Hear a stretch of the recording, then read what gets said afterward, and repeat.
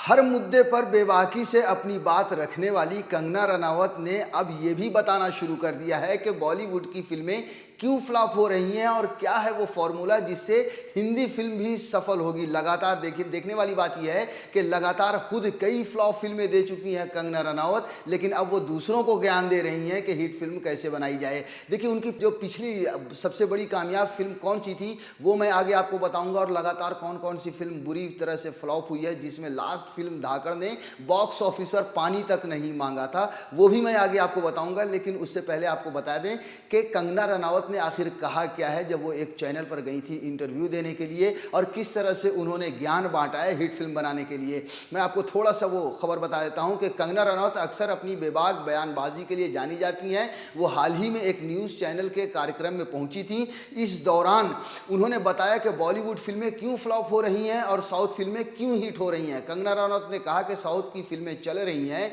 क्योंकि उसमें भारतीयता दिखाई जाती है। साउथ फिल्मों में भारत का एक ऐसा पहलू दिखाया जाता है जो भक्ति या अध्यात्म से जुड़ा है। वहीं बॉलीवुड में वेस्टर्न कल्चर को फॉलो किया जाता है। पश्चिम से प्रभावित होकर फिल्में बनाने का प्रचलन हो गया है, इसलिए लोग उससे कनेक्ट नहीं कर पाते हैं। ये कंगना रनावत ने जाकर एक टीवी पे एक बयान दिया है। उसके बाद आगे और भी जो उन्होंने कहा है कि कंगना रनावत ने अपने लेटेस्ट इंटरव्यू में धाकड़ की असफलता को भी स्वीकार किया है और माना है कि फिल्म में ज़रूरत से ज़्यादा वेस्टर्न चीज़ें थी जिस वजह से वो काम नहीं कर पाई। कंगना ने यह भी बताया कि आज के समय में लोग ऋषभ शेट्टी की कंतारा और मणिरत्नम की पोनियन सेल्वन जैसी कल्चर से जुड़ी फिल्मों को क्यों पसंद कर रहे हैं।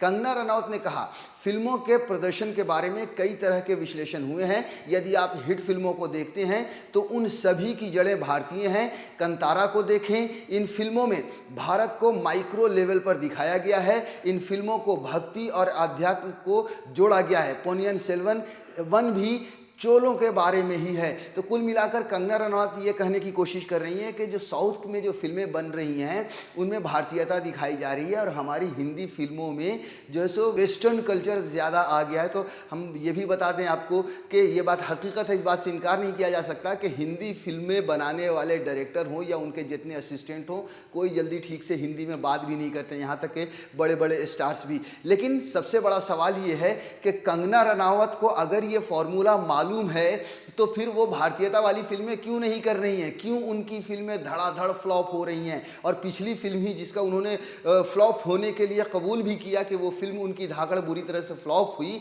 उसमें अगर वेस्टर्न था और जब कंगना को ये फॉर्मूला मालूम है कि ये फिल्म नहीं चलेगी तो फिर उन्होंने उस फिल्म में काम ही क्यों किया। देखिए, ये सब सारी कहने वाली बातें हैं, हर जगह ज्ञान देती हैं कंगना रनावत। इस बार भी उन्होंने ज्ञान दिया और अगर उनकी ही फिल्मों को अगर आप देखें तो उनकी जो लास्ट फिल्म 2015 में तनु वेट्स मनु रिटर्न रिलीज हुई थी वो बहुत ही बड़ी हिट फिल्म थी। उसके बाद उन्होंने कोई बड़ी हिट फिल्म नहीं दी है, सिर्फ और सिर्फ फ्लॉप पर फ्लॉप दी है। जैसे आई लव न्यूयॉर्क बुरी तरह से डिजास्टर, कट्टी बट्टी डिजास्टर बुरी तरह से फ्लॉप, सिमरन वो भी फ्लॉप, मणिकर्णिका थोड़ी बहुत चली थी क्योंकि उसका विषय वैसा था, झांसी की रानी की कहानी थी, लेकिन वो फिल्म भी जितने बड़े बजट में वो फिल्म बनी थी वो कोई बहुत ही बड़े फायदे का सौदा नहीं थी। उसके बाद जजमेंटल है क्या नहीं चली, थलाई भी आपको पता है ही है, और फिर धाकड़ का हश्र बॉलीवुड में क्या हुआ है ये भी आप अच्छी तरीके से जानते हैं। कुल मिलाकर कंगना रनावत ने जो फॉर्मूला बताया है फिल्म बनाने का और हिट कराने का और जो रीज़न बताया है फ्लॉप फिल्म का, सबसे पहले तो कंगना रनावत को खुद ही इन चीज़ों पर ध्यान देना चाहिए कि वो कैसी फिल्में कर रही हैं, क्योंकि उनकी फिल्मों का हश्र भी बॉक्स ऑफिस पर अच्छा नहीं हो रहा है।